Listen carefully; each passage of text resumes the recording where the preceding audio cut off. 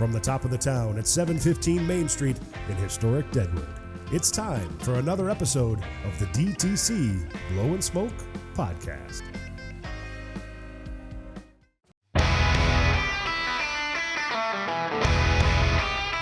Hello and welcome to episode number 58 of the Deadwood Tobacco Company Blow and Smoke Podcast. I don't know why he's running away right when we start the podcast, but we're going to keep it in. Oh, he needs another cigar. That's why.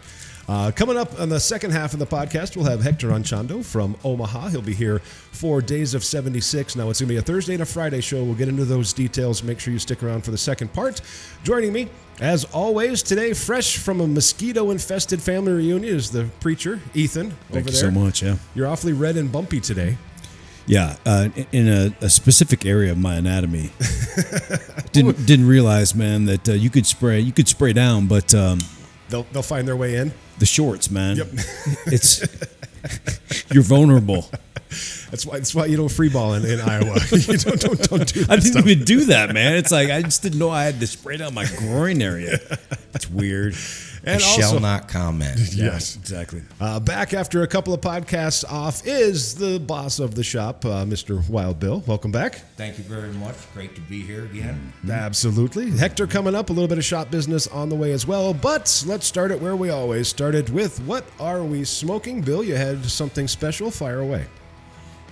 Yeah, it's not necessarily a special cigar that I'm smoking. It's the Ashen Cabinet number 4. But what I want to do is challenge you. Every time we do this, we always pick a cigar we like. How come we don't talk about a cigar that we've had that we don't like? And we don't talk about it in a way why we don't like it. You just go, oh, that cigar sucked. It's no good. No. Why didn't you like it? Because I believe somebody else on the team will probably like that smoke. Yes. Now, my example would be, I think, what I want to transition and do a little bit of. An example could be the Bull and Bear. I know there's quite a few people on the team that love the Bull and Bear by Crux. I choose never to smoke that for very valid reasons. Okay? And that's what I would want to get into when we discuss cigars, because we can't always sit here and go, great cigar, great cigar, great cigar. That's like when the manufacturer comes out with a new cigar every year and they tell you it's the best cigar. Well, what about the fucking last one? You told me that one was great. Well, this one's great and this one's great, so you make just nothing but great cigars? Then how come when I went and smoked your great cigar, it faltered, it dried my mouth out? How come no one's smoking that one anymore? Right. Well, and I think the only time that we've had one of our industry partners on here, and I believe it was either Christian Arroyo or Miguel from Crown Heads. I think it was Miguel, but I could be wrong. Go back and watch the podcast. You'll find it. I was talking about the Sfumato in C Major. Yeah. And I was like, I love that stick. And I think it had to be Miguel then. He was like, oh, really? That one bombed. Nobody likes that stick. Right. And I was like, oh, except for me. That type of thing. And cigars are no different than whiskey, wine, or any other thing that has a wide variety beer. What I love may be what you hate. I can't find a danker, darker IPA, and it makes Stash want to throw up. Now, you brought up a great example. Whiskey makes me sick. I don't like smelling it. I don't like tasting it. I prefer Scotch. However, I had a new experience this last weekend when my older brother was in town. He brought Colonel Taylor. And I tried that, and I admit I put a little ice in there, but it didn't taste like what I would puke on. It was very smooth. Yeah. So I have to admit I don't like bourbon, but I found one that I could possibly enjoy. There you go. Same thing with cigars. That's what you made me think that. Yeah, try a wide variety and see what sticks. So, Ashton Cabinet, what do you got there? Is that a 4? A nice little quick stick. Normally I like the number 6, but Ashton's out of stock on them. There you go. Yeah. I went with a gift from the kid. He has a tendency when he travels to pick up some sticks, and he brought back the Foundation's Tabernacle Havana Seed Goliath Perfecto. So Connecticut broadleaf wrapper from the Havana Seed at 142, Mexican San Andreas binder, which makes this an even bigger, stronger smoke, and Nicaraguan Honduran fillers. Big, bold bastard for not very big. What'd you go with, Ethan? I've got EP Carrillo's Gurkha Year of the Dragon cigar. Now, normally, EP Carrillo, Miguel would call the note salty. I would call it minerally, but the dude loves the salty minerally cigars. Sure. Normally, See, I'd call that metallic. yes. Well, that works fine for me. Yeah, I It's don't not like my that note, taste. man. No. And so if they're going for that, it's just not my tongue's weird in that way, I guess. But this one is actually tame. He tends to do higher on the strength scale cigars, but this is it's a nice blend that balances out that chalky, salty, minerally note. Very good. So my question then for you is, in your humidor at home, would this be placed in there, or would this be one if you saw out and about? I'll try that again. Yeah, I mean, if I have other options, I would probably opt. So for something else. Yeah. Gotcha. Yeah. So Very it's an okay smoke for you. Yes. Yeah. That'll work. No, that works because that's what I'm talking about. I mean, like the kid likes certain things, and I'm like, yeah, no, thank you. Yeah. I don't even want that, and here's why. I would smoke it, but it would be down on the list. Yeah, absolutely. Yep. I'm not saying that cigar for me, but there are cigars that people enjoy, and they're like, here, do you want this? And I'm like, not really. Yep. Why? I love it. And I'm like, I understand why you love it. But that chalky taste, I don't like smacking my tongue to the roof of my mouth and feeling like marshmallow pulling off. Because when you have a minerally cigar, is the mouth feel dry? Sometimes I feel like those cigars pull all the moisture out, and that's part of the. When you're smacking, it's like you're looking for something to just equalize out the whatever's going on in your mouth, man. It's almost like you got to drink 24 ounces of water to clean your palate. Correct. You know what you're looking for? You're looking for another delicious Shiner beer from Deadwood Tobacco Company. Oh, nice plug. Got to get it in once in a while. Yeah. So, Ethan, it seems like this is a habit for us on the podcast. You're back from vacation.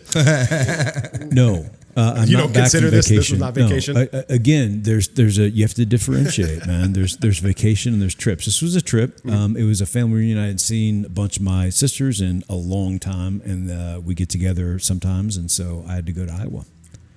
It was great. It was Wait, great you to see saw them. your sisters? I saw my sisters. I haven't seen them in 5 years. I know. So what was your stress level like? Very low. I went in loosey goosey. Dad's 85th, and it was good, man. We just hung out in swamp infested Iowa waters.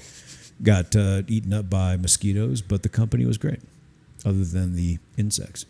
Very good. And Bill didn't have a trip or a vacation. No. But man, he and the CEO have been hosting just for, 3 weeks straight now? No, the whole month of June. Started with Mr. Royer was here for a couple weeks. 2 weeks. 2 weeks. Well, no, it was somebody was right here the weekend before. Mish. The Marine buddy was here. Yep. And then Mr. Royer for 2 weeks. And then my other Marine buddy came in. And then who the hell else was just here? My older brother was just here for a week. Big D stopped in. Big D stopped in for a weekend. Yeah, and even if people are dropping by, for me that could be really enjoyable, but it's not the same headspace. Not at all. Yeah. I drank, look, Shiner, right? When my father, he was coming down for the event, and I was like, hey, can you bring me 3 6-packs of Shiner Blonde Light? We put it in the cooler. And I told him not to do that because my father-in-law wanted to take him home. He was like, sure. So he tells me he's going to show up late around 9:30. This sumbitch shows up late, but he shows up with 12 cases of beer. Yeah, he needed a dolly to move the stock times. in, man. We are down. In less than 3 weeks, we are down to 5 cases. Well, there you go. Holy cow. Yeah, you did some work. Yeah, me and Scott, my Marine buddy, he shows up at 10:30 on a Sunday morning, and Jody just left. Waddy and Fabian just left. And I forgot about them. And he's like, so you want a beer? And I'm like, dude, it's 10:30. He's like, can't drink all day if we don't start now. Well, and some people will step up to the challenge if there's a challenge. That was me. And, dude, we had 14 to 16 beers that day. Yeah. We had 2 meals. Yep. It wasn't fast drinking. We were outside for about 7 hours, smoking cigars, talking. Hey, you need a beer? Sure. And then next thing you know, we're out of this beer in the fridge, and we're like, we better slow up. Yep. Next day, same damn thing happened. Yep. It was my day off. It was a Sunday. Oh. And he texted me. He's like, hey, you going to go to the deck with our good friends next door at the Silverado? And I said, probably. It was a beautiful day, and it's a smoker-friendly deck. They're very kind to us. We have supply some ashtrays and things out there for them. And I said, well, I may go out there. I think they open at 4. So about 3:15, I texted him. I was like, yeah, I'm going to head over there for a little bit. And all I got back was, come pick me up and bring me back. It was already downhill for us. And I was like, you're on your own. Hope you can get some Jimmy John's up there or some Marco's Pizza or something. There's nothing that comes up. And the funny thing was, we really didn't have any food at the house. Everything you could have made was like stuff she eats, frozen pickles. I don't eat frozen pickles. No. Well, you got plenty of calories in. You weren't hurting for... No, but I made a frozen pizza one night, and it sucked. That's all right. There's plenty of pizza to go around. Oh, and then another night we had Tostino's pizza rolls, and he had one of them was like, yeah, I'm not eating these. Frozen pizza, Tostino pizza roll. You guys 12? I mean, there were no parents. It's true. And they left the fridge unlocked. Yeah, perfect. A couple other little shop items. Asylum 867s and Cool Brew and the new 6x60 have landed. They're at the shop, so make sure you get on down and grab your box before they're all gone. Of course, we'll have some more for you, but you should probably get here if you're interested. They are a very popular stick, and we're happy to have them back. And also, pipes are doing well. We've got our full pipe rack stocked up.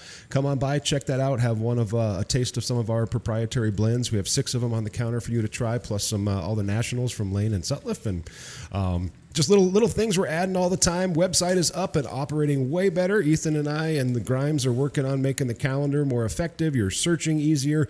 It's been an improvement. Yes, a couple of things we're still working out, but way better than it used to be. So make sure you log on to deadwoodtobacco.com or at Deadwood Tobacco on all of the socials. Oh, by the way, I didn't say it earlier. Like, subscribe, share, comment. That's how we can eventually make 10 cents an episode after 10,000 of you watch it. Yes. That's our goal. Well, we're going to be back in just a little bit. Joining us next will be HECTOR ANCHONDO. He is from Omaha, blues artist. Going to be here for a couple of days for the Days of 76.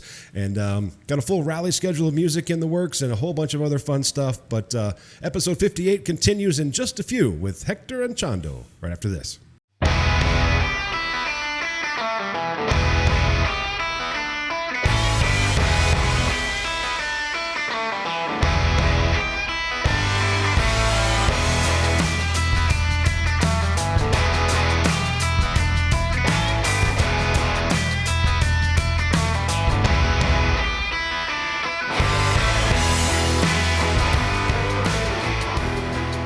Welcome back to episode 58 of the Deadwood Tobacco Company Blow and Smoke podcast.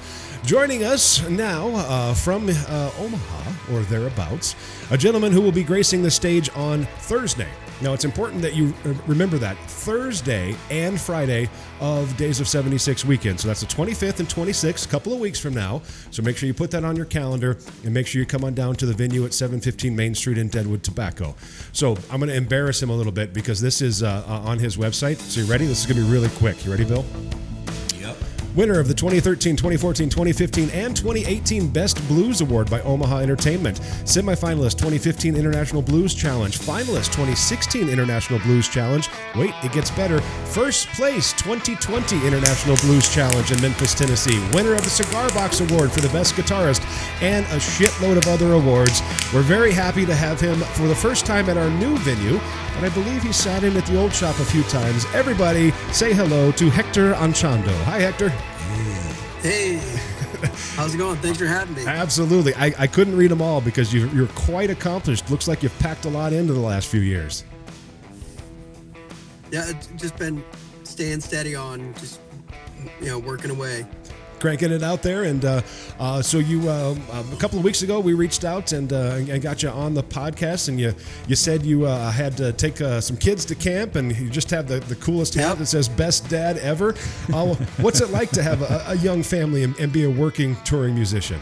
What's that like for you? It's challenging, trying to balance the family life and the touring life and the music, but it is rewarding, and the kids get to hear me practicing all the time and get to be around it and soak that up, which is pretty neat to see. Are any of them picking up music so far? They all are. They all are singing all the time or picking out melodies on the piano. And,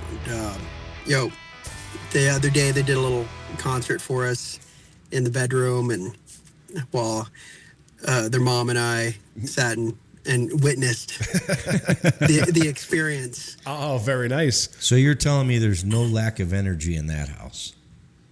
None. There's no lack of that. That's for sure. Awesome. So we did a little research, watched a couple of things that you've done, and I read about your start in a rock band for years and years before you dedicated to the blues. Tell us a little bit about your history in rock music and how that was for you early on growing up. Oh, it was a lot of touring. My cousin was in that band also, and we traveled. We were younger, obviously, a lot younger then. So we slept on floors. We slept in the van a lot. We stayed on it. It was kind of like a fusion, kind of like reggae, Latin, and rock kind of things. Kind of similar to Sublime.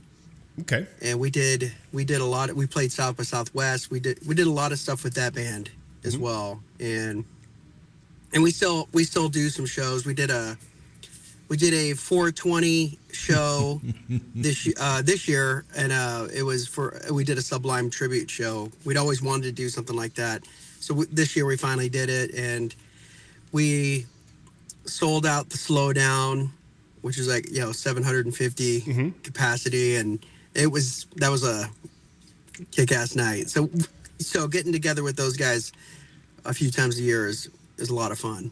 Awesome. And then you decided to transition or fell in love with the blues. I read you actually packed up and moved to Chicago for a year. What was that like for you? I did. That was a huge learning experience. I wanted to, because switching genres for me was kind of a scary thing. I didn't want anybody to hear what I was doing and think,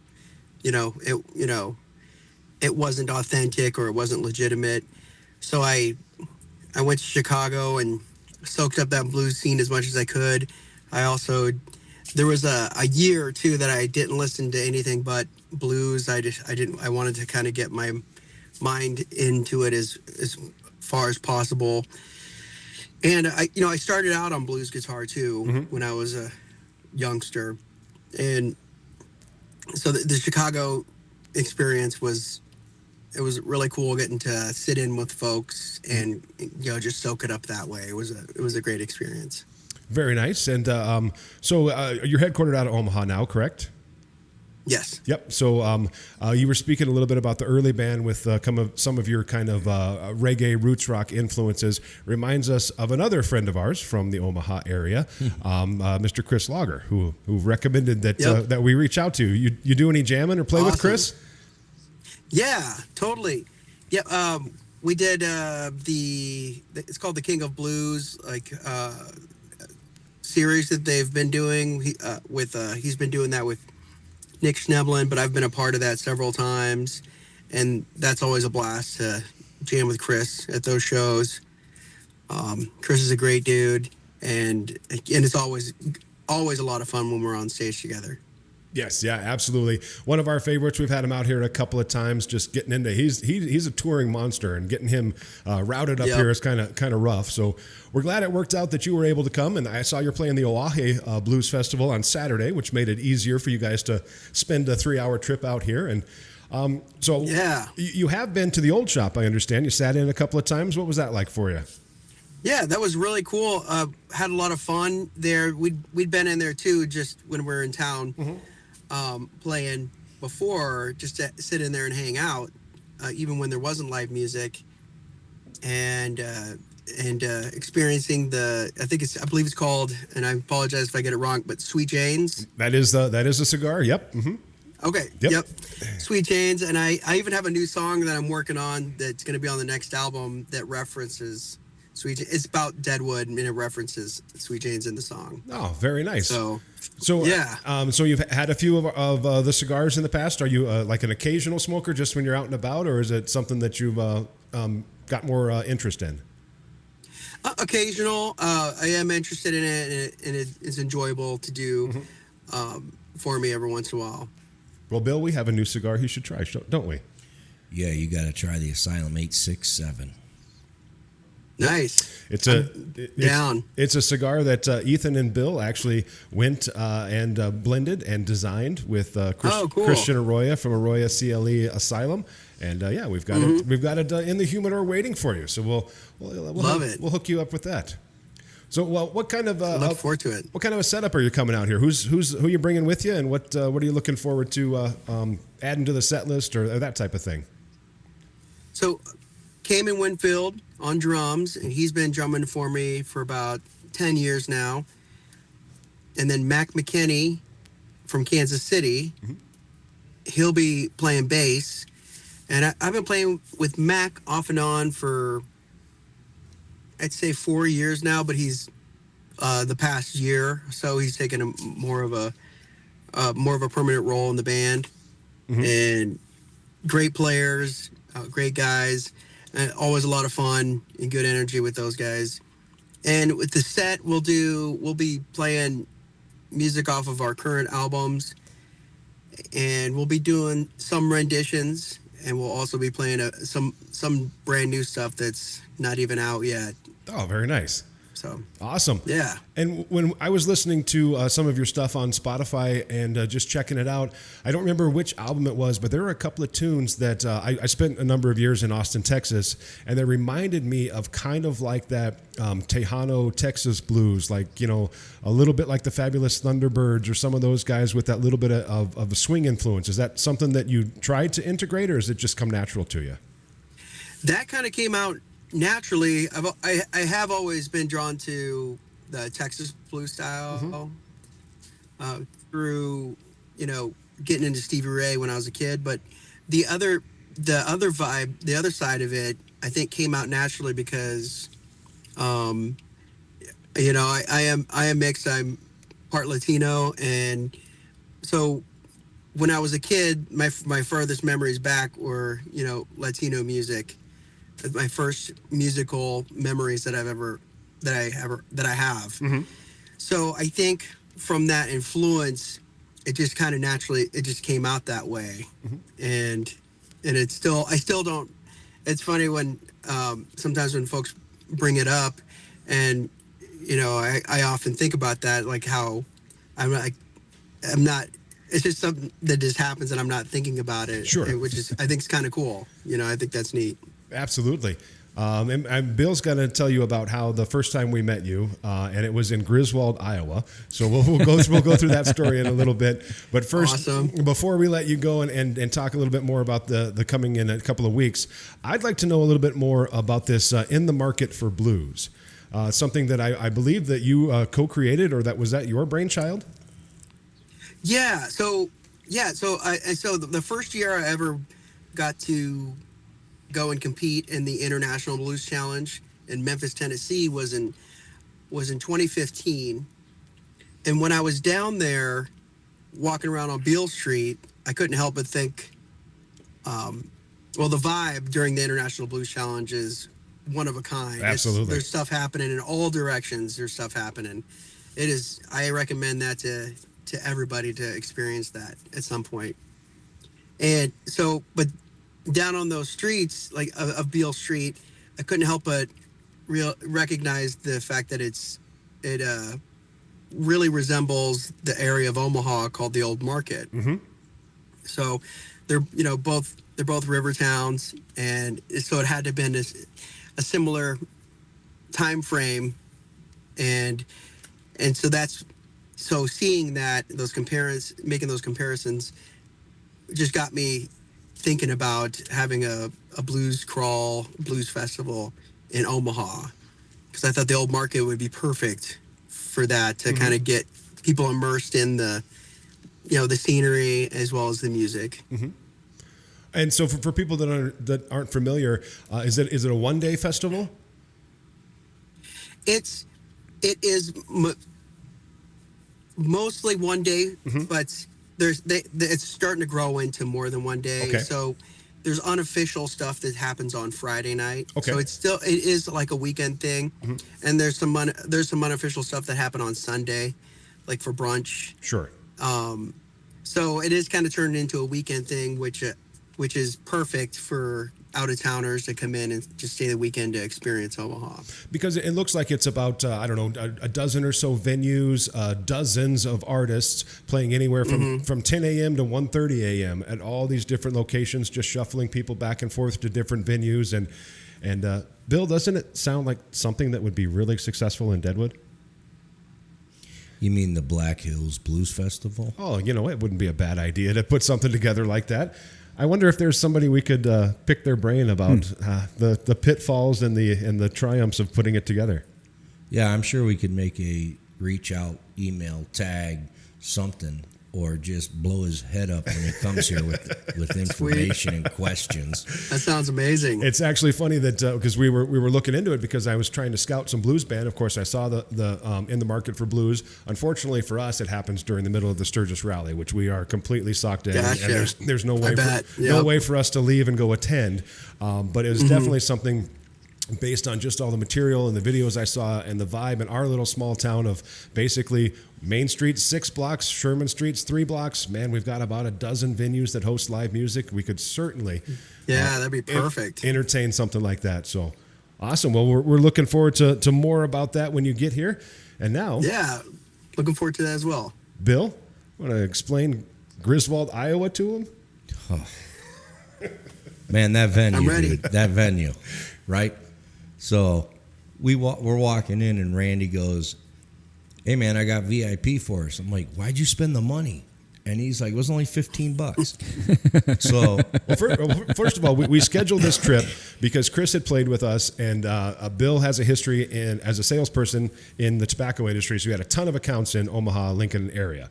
So he already had some friends to go see, and we're like, "Hey, let's just go scout music." So I saw RJ Michaud, so of course you, and a couple others while we were out there. And so then I was like, "Hey, I found Hector. He's playing, but it's in Iowa."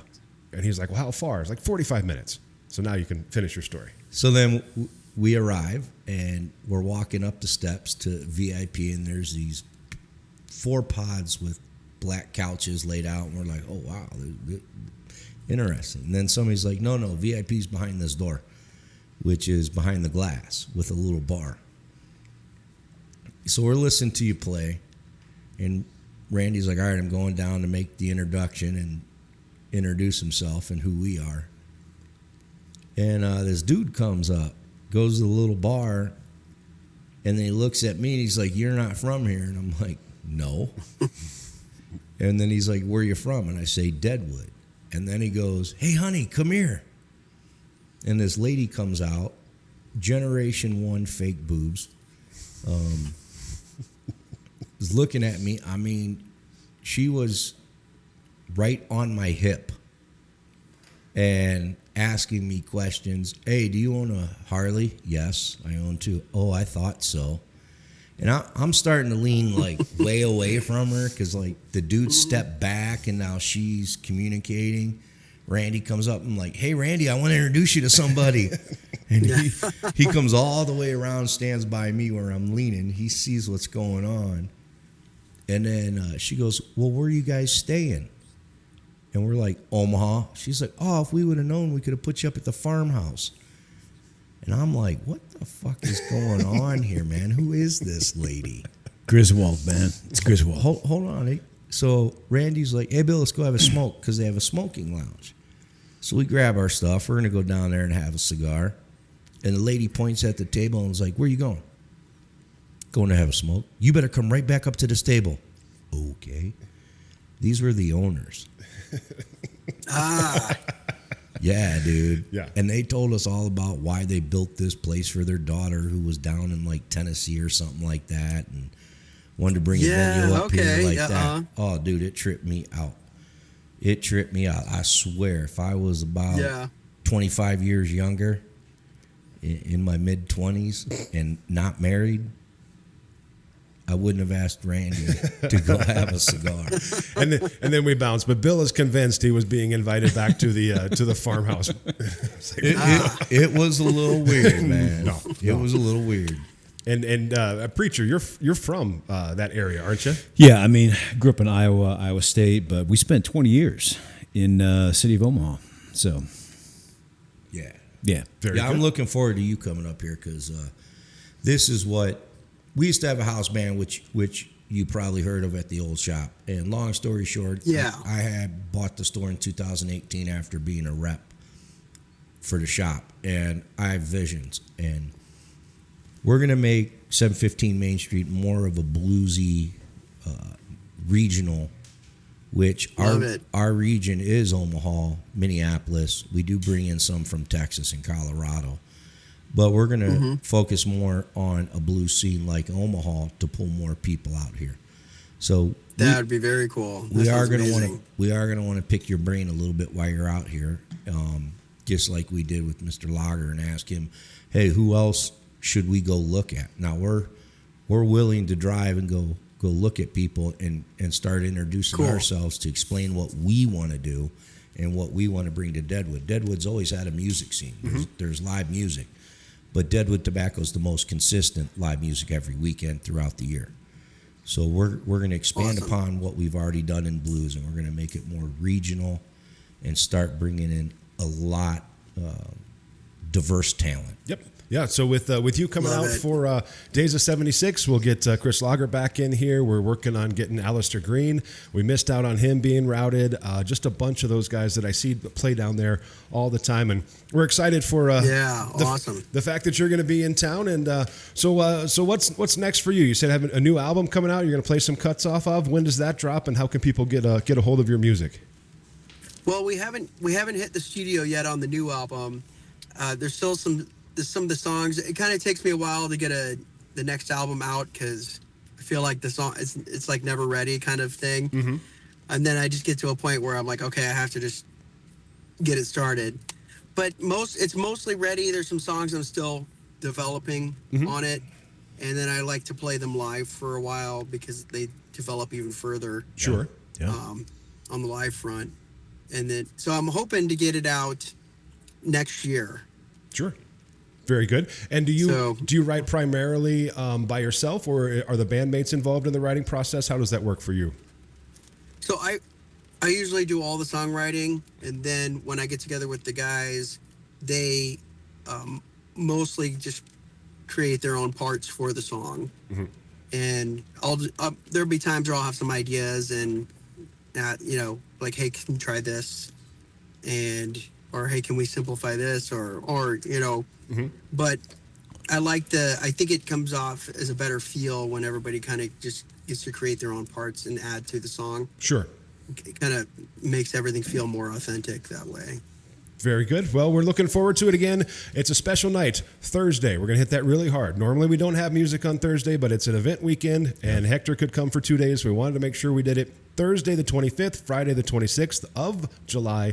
Days of 76 will be in town. For you country fans, come on back on Saturday. Whiskey Rio will be on stage, so you can get your fill of country as well. We wouldn't want to neglect you on rodeo weekend. So make sure you stop on by, see Hector, talk to him, talk to the boys, have a great time. We're really looking forward to it. Thanks for spending some time with us. Looks like Bill's got a question. Hey, Hector, I'm going to try something new with you. This is something I'm requesting, and I don't know if you can do it. Be afraid. Be very afraid. All right. All right. What you got? So what I want to start doing at the shop is having people like you come in, and when you come in, bring an 8x10, black and white. Yeah. So we can start framing them up and putting them around the stage. Yep. So Sounds amazing. Cool. I Very don't care if it's just you or your full band people, but a black and white 8x10 so we can frame it and put the first one on the wall. Yeah, it's cool. Right Awesome. by the stage. Perfect. And then I'll make it happen. everybody will be there over the years, and then we can grow this thing in our little town. Sounds good. Love it. Awesome. Well, Yeah. we're looking forward to appreciate it. having you out. We're going to get you to try some of the Asylum 867s and enjoy the Looking weekend. forward to it. Again, 25th, 26th, Thursday and Friday. Check out all of our socials at Deadwood Tobacco. If you want to find more about Hector Anchondo, Anchondo. Find him all over the web. I'm sure you're on Spotify, Apple Music, all that stuff as well. Make sure you check it out and grab are you bringing some merch with you? Yep, I'll have merch. Awesome. Well, T-shirts and CDs. Perfect. Bring a little extra cash and throw it in his bucket and help support live music in Deadwood and beyond. Hector, thanks very much. Drive safe, and we'll see you in a couple of weeks. Thank you. Thanks, Hector. We'll see you all in a couple of weeks. You bet. See ya. Hector Anchondo, everybody. Coming up on Days of 76. Make sure you don't miss it Thursday and Friday. And, we got a little bit more coming your way. We'll take a quick break, and we'll be back with episode number 58, Deadwood Tobacco Company Blow and Smoke Podcast.